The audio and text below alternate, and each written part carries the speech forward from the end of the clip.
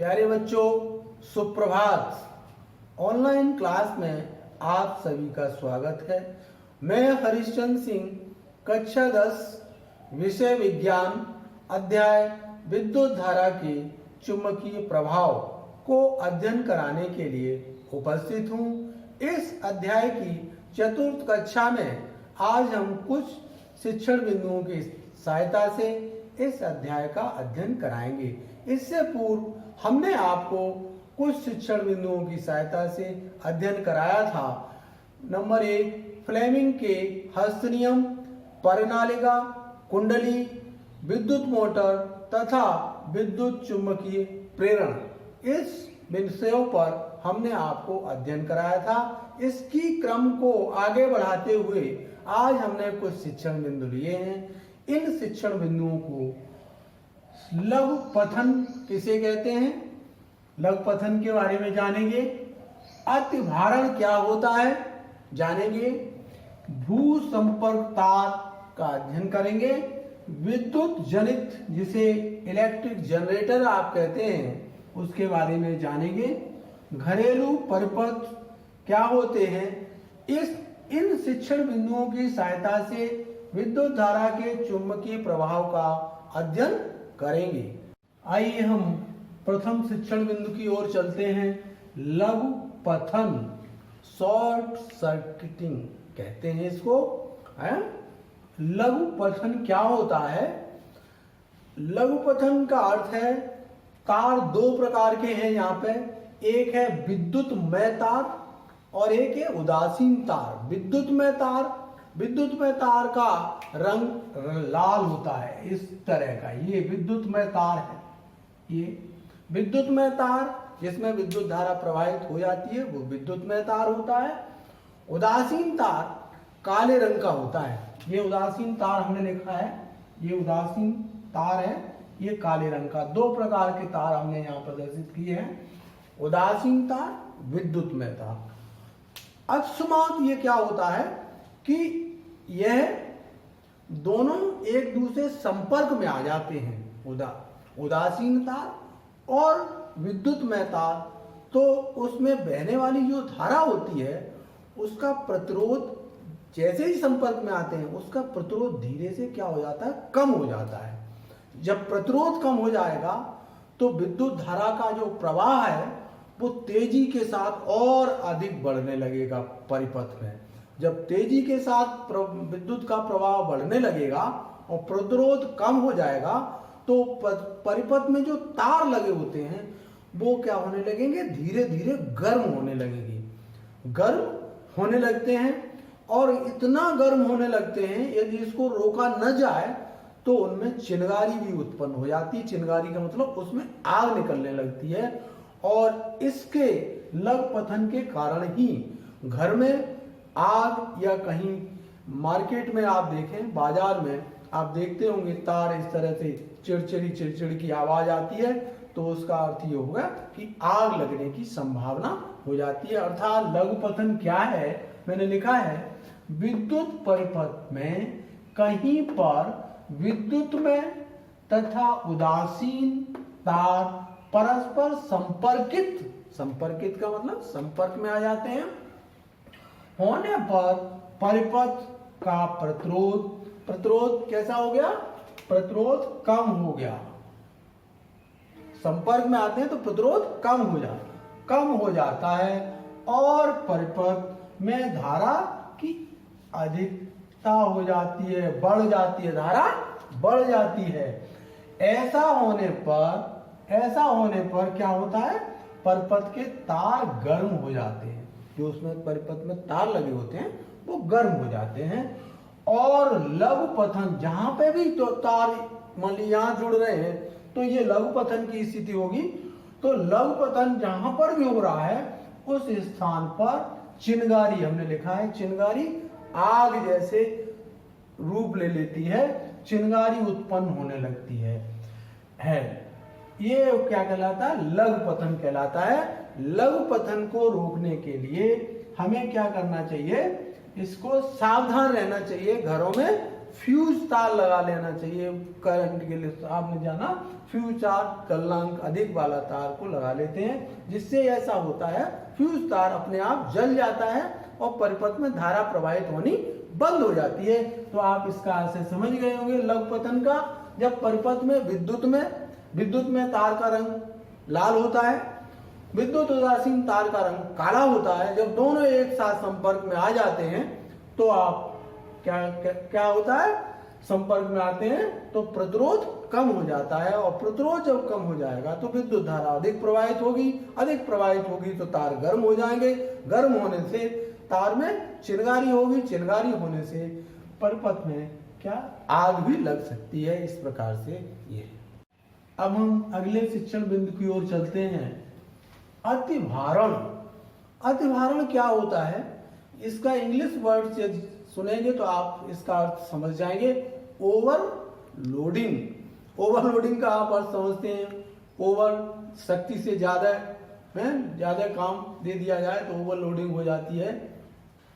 ऐसे ही जब हम किसी काम को करते हैं तो एक्स्ट्रा काम दे देते हैं तो कहते हैं ओवरलोडिंग काम हो गया। ऐसे ही जब घर में परिपथ होता है, घर में बिजली के तार बिछाए जाते हैं, तो घरों में तार बिछाने के लिए हम क्या करते हैं, सबसे पहले ये आकलन करते हैं कि हमारे घर में क्या क्या चीजें चलेंगी, तो उसी के अनुसार हम तारों को अपने परिपथ को बिछाते हैं। तो ये आकलन किया जाता है कि घर में किस प्रकार के तार बिछाने चाहिए जिससे विद्युत धारा आए तो आसानी के साथ सभी आपके जो यंत्र हैं, जो विद्युत के यंत्र हैं, वो सभी प्रकार से चल सकें। और यदि आपने तारों को साधारण बिछाया और उसमें आपने सभी चीजों को प्रयोग करने लगे तो क्या हो जाएगा, तार क्या हो जाएंगे, तार डिस्टर्ब हो जाएंगे, ब्लास्ट कर जाएंगे।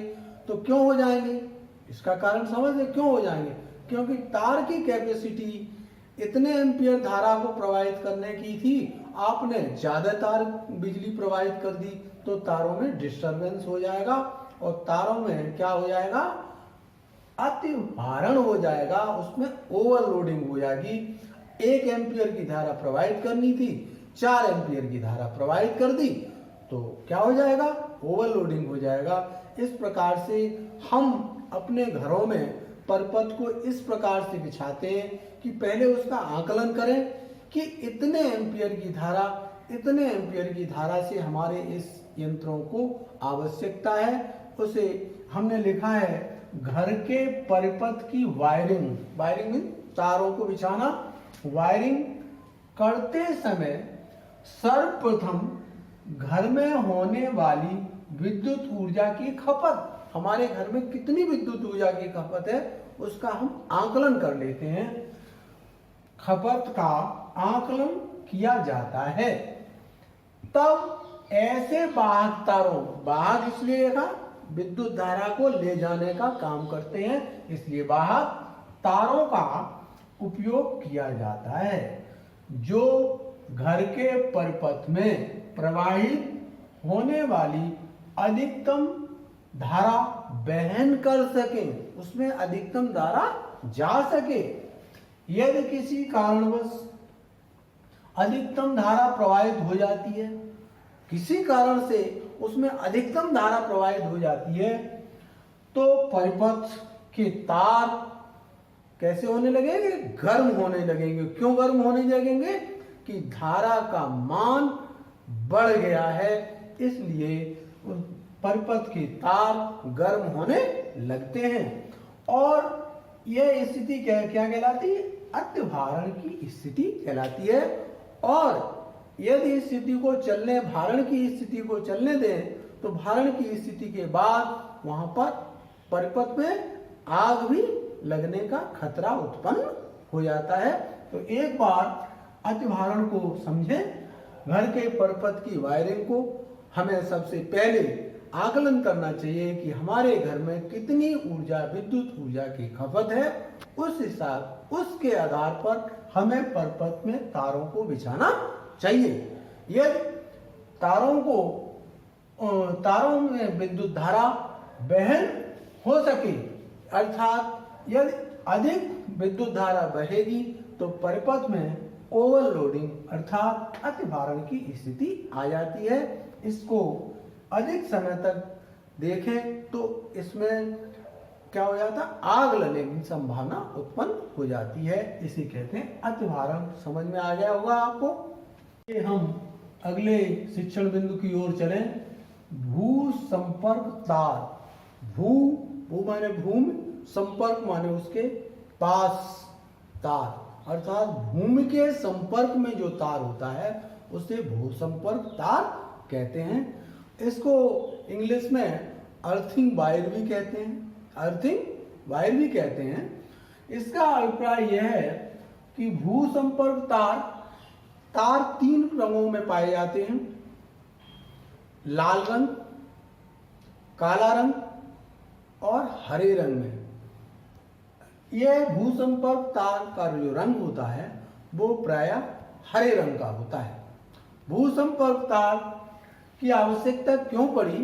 क्योंकि भू संपर्क तार की आवश्यकता इसलिए है कि आपके घरों में विद्युत धारा का परिपथ होता है, सिस्टम होता है, उसमें यदि भू संपर्क तार लगा है और किसी कार्य को आप विद्युत धारा के यंत्रों को आप चला रहे हैं, जैसे आप प्रेस कर रहे हैं, यदि आपको प्रेस के द्वारा आपके अंदर करंट प्रवाहित होता है तो भू संपर्क तार क्या करता है, उस करंट को अपने अंदर जमीन में खींच लेता है और आपको विद्युत धारा का कोई प्रभाव नहीं पड़ता है। इसलिए भू संपर्क तार को लगाना आवश्यक होता है। इसका रंग हरा होता है। हमने देखिए कुछ लिखा है आपके लिए, यह हरे रंग का विद्युत रोधी आवरण है। विद्युत रोधी, विद्युत का असर नहीं होगा। यह एक सुरक्षा तार है। हमने बताया ये आपकी क्या करता है, विद्युत रोधी तार सुरक्षा करता है। इसलिए घरों के निकट, घर के पास, भूमि के अंदर थोड़ा नहीं गहराई में दबी हुई धातु की छड़ हो, चाहे इस तरह से हो चाहे इस तरह से प्लेट नुमा हो, उससे भू संपर्क तार का संयोजन कर दिया जाता है, अर्थात उसको उसमें जोड़ दिया जाता है, संयोजित हो जाता है और अल्प प्रतिरोध का चालन पथ प्रस्तुत करता है। इस प्रकार से भू संपर्क तार को आप समझें कि यह हरे रंग का होता है, यह हमारे लिए सुरक्षा का काम करता है और यह जमीन के अंदर गहराई में किसी धातु की प्लेट या छड़ से संयोजित जुड़ा होता है, जिससे हम विद्युत यंत्रों को चलाते हैं तो यदि कहीं पर कोई करंट वगैरह लग जाता है तो ये क्या करता है, उसमें हमारी सुरक्षा करता है। सपोज कर लें ये पृथ्वी है, इस पर बहुत सारे पेड़ पौधे लगे होते हैं, इस तरह से ये लगे हुए हैं, इस तरह से और यहीं पर हमारा क्या है, यहीं पर हमारा घर है। तो घर में देखा होगा इस तरह से ये हमने घर बना दिया आपका, ये घर है, ये घर है, घर में ये दरवाजा है आपका और दरवाजे, ये घर है, यहाँ पे विभिन्न प्रकार की विद्युत परिपथ लगे हुए हैं। तो यहाँ पर पृथ्वी के अंदर इस तरह से ये पृथ्वी का अंदर भाग है, पृथ्वी का भीतरी, ये पृथ्वी का भीतरी भाग है। यहाँ से एक तार को लाते हैं और इससे इसको क्या कर देते हैं, संयोजित कर देते हैं तार को। तो यहाँ पर प्रत्येक घरों में इसका होना आवश्यक है, जिससे इससे विद्युत धारा के कुप्रभाव से इससे बचा जा सके। इस प्रकार से हम इस सुसंपर्क तार का उपयोग करते हैं। विद्युत जनित इलेक्ट्रिक जनरेटर, इसका क्या कार्य है? विद्युत जनित, इसको डायनमो भी कहते हैं। विद्युत जनित यांत्रिक ऊर्जा को विद्युत ऊर्जा में बदलता है, यांत्रिक ऊर्जा को विद्युत ऊर्जा में बदलता है, इसे डायनमो भी कहा जाता है। विद्युत जनित इस प्रकार की एक रचना है। दो चुंबकीय शक्तिशाली चुंबकीय क्षेत्र में किसी आयताकार कुंडली को रखकर इसमें तेजी, इसका एक सिद्धांत है, ये एक विद्युत जनित का एक सिद्धांत है। जब किसी कुंडली को किसी चुंबकीय क्षेत्र में, शक्तिशाली चुंबकीय क्षेत्र में तेजी के साथ घुमाया जाता है तो उसकी बल रेखाएं क्या परिवर्तित होती रहती हैं, जिसके कारण कुंडली घूमने के लिए प्रेरित होती है। इसे विद्युत जनित्र का सिद्धांत कहते हैं। जब किसी कुंडली को किसी शक्तिशाली चुंबकीय क्षेत्र में रखकर घुमाया जाता है तो उसमें चुंबकीय बल रेखाएं उत्पन्न होती हैं जो निरंतर दिशा में परिवर्तित होती रहती हैं। उस दिशा परिवर्तन के कारण उसमें प्रेरित विद्युत धारा उत्पन्न हो जाती है और वो कुंडली घूमने लगती है। विद्युत जनित्र में फ्लेमिंग के दाएं हाथ, जो हमने बताया था, दाएं हाथ के नियम का पालन होता है। आइए हम चित्र को एक बार देखते हैं। चित्र में ये N, S और N दो शक्तिशाली चुंबक हैं। जब दो चुंबक शक्तिशाली हैं तो उनके अंदर चुंबकीय क्षेत्र भी शक्तिशाली होगा। ABCD एक आयताकार कुंडली है जो आर्मेचर कहते हैं, जिसको आर्मेचर कहते हैं। ये ABCD एक आयताकार कुंडली है जो इसको आर्मेचर कहते हैं। यहां से यहां तक एक धुरा होता है जो S1 और S2, S1 ये S1 है और S2 ये कहलाते हैं सर्पी वलय। सर्पी वलय क्या होते हैं? ये छल्ले के नुमा आकार के एक बने होते हैं, जैसे ये बना हुआ है, ये इसके ऊपर, तो ये छल्ले के नुमा होते हैं। ये पूरी तरह से इसको क्या करते रहते हैं, कसे रहते हैं। किसको? एक्सिल को, जो आयताकार कुंडली आती है उसको कस के रखते हैं। इसका कार्य यह है कि धुरे को, इसको एक्सिल को पकड़ के रखना, जिससे इसमें घूमने में इसको क्या हो, आसानी हो जाए। किसको? कुंडली को। उसके साथ साथ S1 और S2 के साथ B1 और B2 दो ब्रश होते हैं जो S1 और S2 को कस के रखते हैं। इस प्रकार से इस जनित्र के भाग हैं। नंबर 1 चुंबकीय क्षेत्र, चुंबकीय क्षेत्र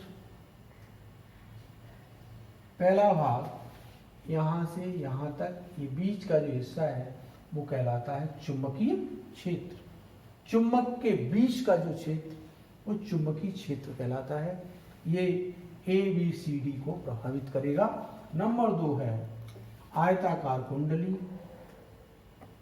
आयताकार कुंडली, या इसको आर्मेचर भी कहते हैं, आर्मेचर भी कहते हैं ये। नंबर 3 विभक्त सर्पी वलय, सर्पी वलय, इनका नाम है S1 और S2, हमने चित्र में दिखाया है। ये S1 है और ये S2 है, सर्पी वलय। नंबर 4 ब्रश,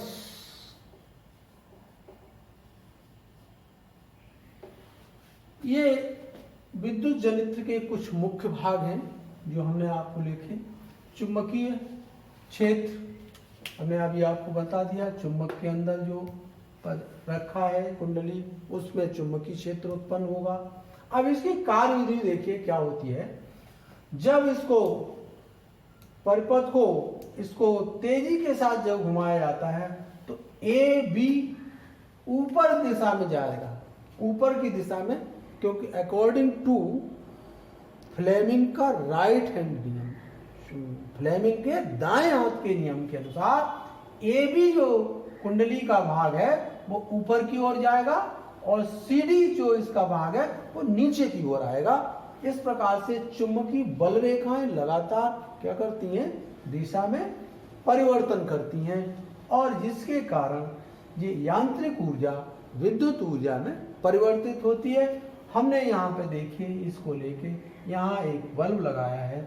इस प्रकार से इस बल्ब का जलना इसी ऊर्जा के कारण, इसी विद्युत ऊर्जा के कारण ये विद्युत बल्ब क्या करने लगता है, जलने लगता है, क्योंकि विद्युत जनित यांत्रिक ऊर्जा को क्या करता है, विद्युत ऊर्जा में परिवर्तित करता है। ये इसका सिद्धांत है और ये इसकी कार्यविधि है।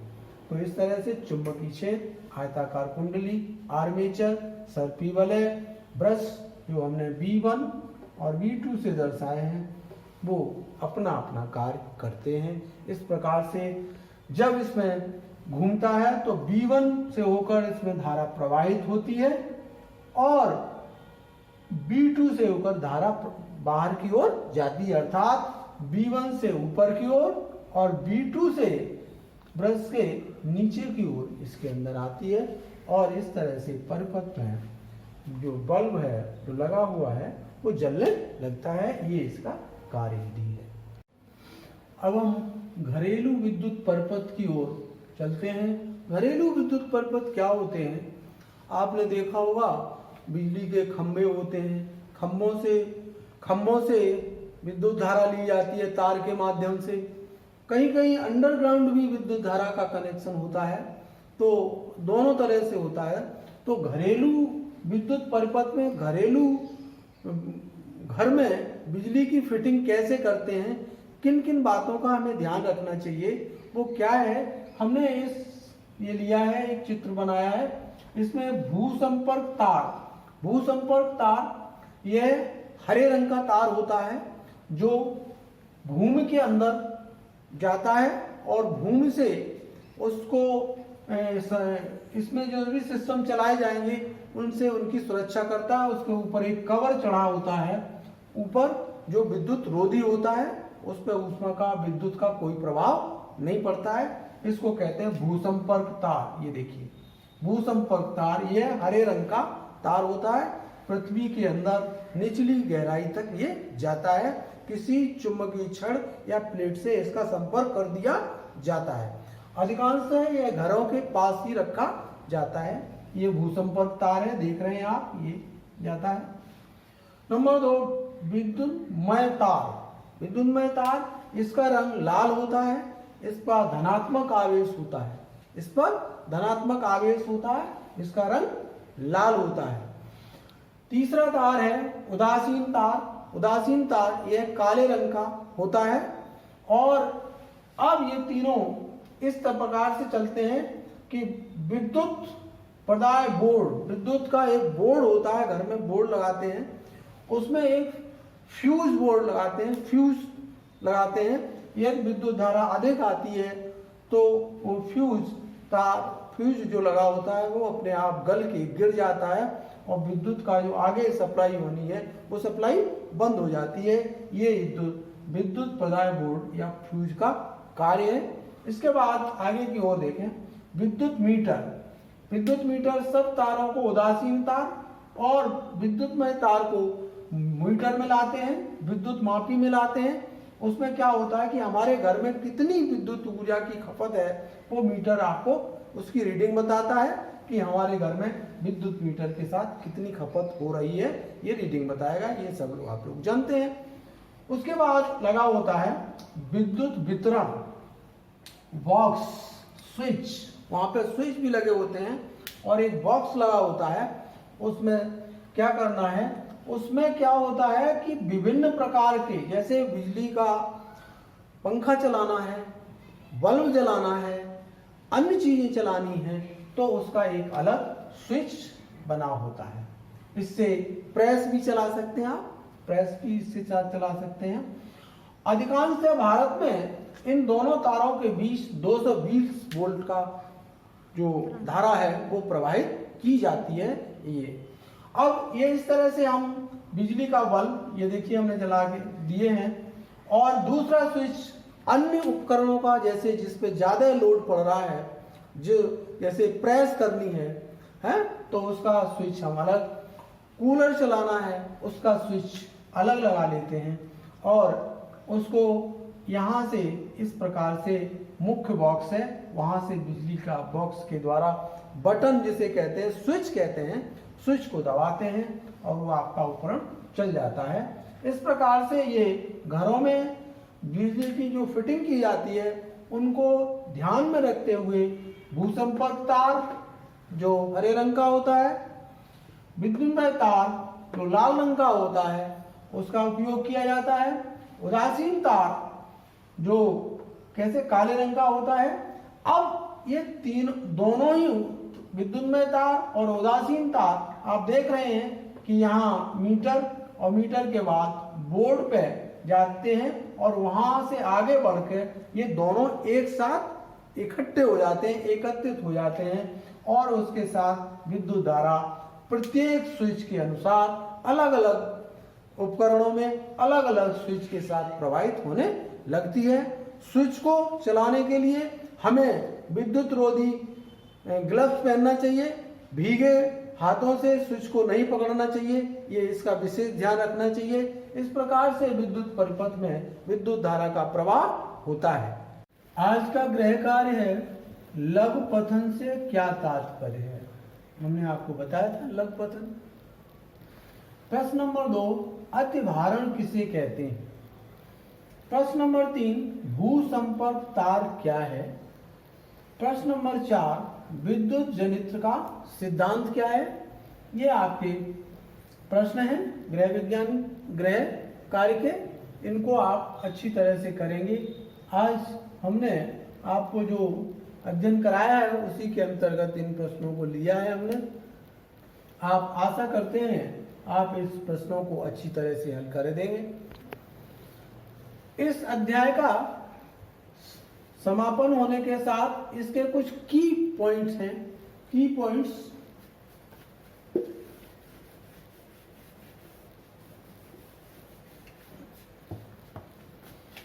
इस अध्याय के की पॉइंट्स हैं। की पॉइंट्स नंबर 1, चुंबक।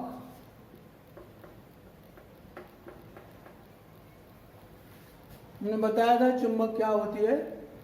चुंबक चुंबकीय पदार्थों को अपनी ओर आकर्षित करती है, उसका यह आकर्षण का गुण चुंबकत्व कहलाता है। नंबर 1, चुंबक के गुण।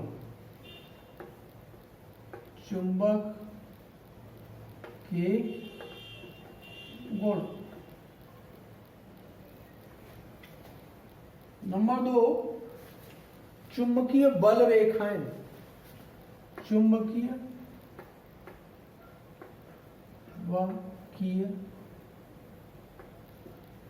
बल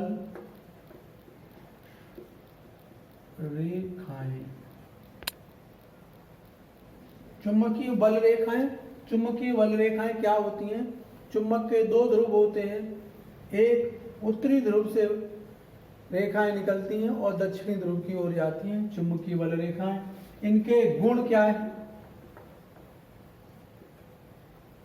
गुण क्या है। चुंबकीय बल रेखाएं एक दूसरे को किसी भी बिंदु पर काटती नहीं, इत्यादि इत्यादि हमने आपको बताए थे। नंबर 3, फ्लेमिंग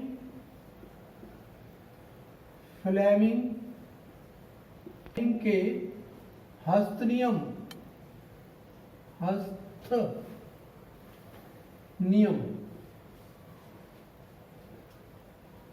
फ्लेमिंग के हस्त नियम के बारे में आपको अध्ययन कराया था। फ्लेमिंग के 2 हस्त नियम हैं, दाएं हाथ का हस्त नियम और बाएं हाथ का हस्त नियम। उसके बाद विद्युत मोटर।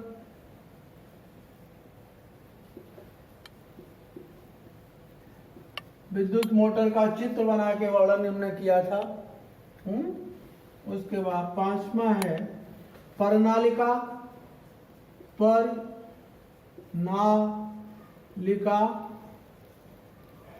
और कुंडली।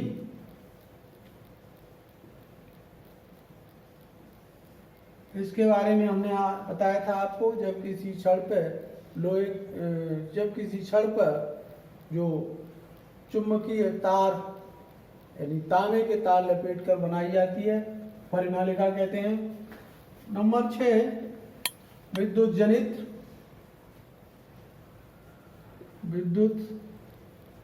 जनित्र जिसे इलेक्ट्रिक जनरेटर कहते हैं। इसके बाद है नंबर 7, घरेलू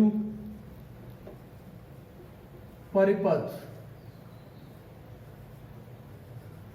घरेलू परिपथ में जो घरों में फिटिंग होती है उसके बारे में हमने आपको अध्ययन करा है। इस प्रकार से मैं आशा करता हूँ कि आपको ये अध्याय सरल तरीके से मैंने समझाने की कोशिश की है, समझ में आया होगा और आप इन प्रश्नों को अच्छी तरह से हल करेंगे। धन्यवाद।